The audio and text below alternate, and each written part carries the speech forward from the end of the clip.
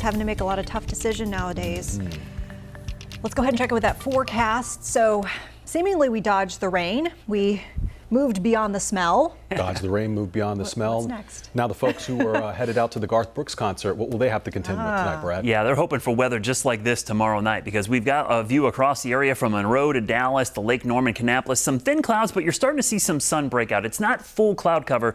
It's kind of like a thin sheet over the sun, just enough to kind of make for milky sunshine. So that'll be the story tonight. Probably some increasing high-level clouds, maybe a little bit of fog, but kind of warm and muggy. Just isolated storm chances the next couple of days. Certainly looks like a pretty good pattern through the weekend. And if you are going to those concerts Saturday or Friday night, both nights you might have a stray shower, but all in all, I like what I'm seeing right now in the pattern. This is the old front. It's kind of stalled near the coast. It's washing out, which means it's dissipating and it's becoming diffuse, which mainly means it's not going to be a front much longer. What you're seeing on the coast is kind of the sea breeze, your typical pop-up afternoon storms. Now, also off the East Coast tonight, with those thin clouds, we might get a good view of the Falcon 9 Dragon 2 launch off the East Coast. It's launching from Kennedy Space Center. The window opens at 8:44. Why is this kind of unique? Well, it's after sunset. And if you've heard me talk about these launches before, the pre-sunrise and post-sunset launches can be spectacular because the vapor trail created by the rocket can get illuminated by the setting or rising sun against a dark sky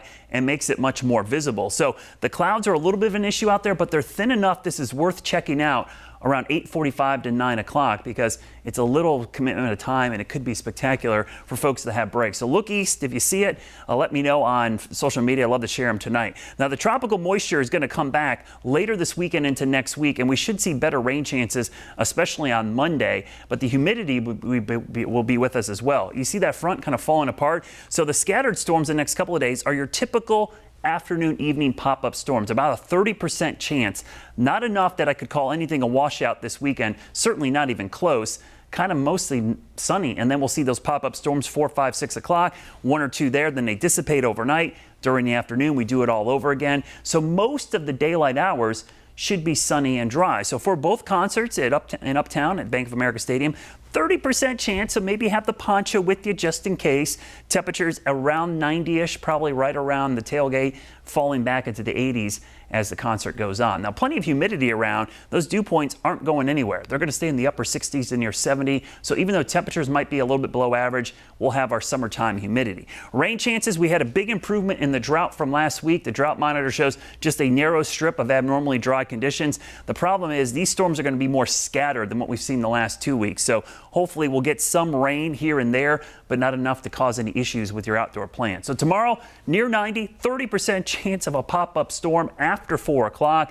Same story for Saturday and Sunday. Monday, those rain chances spike up to 50%. And then if you love the heat, here it comes. Next week, we should see the 90s return, likely mid-90s by Wednesday into Thursday.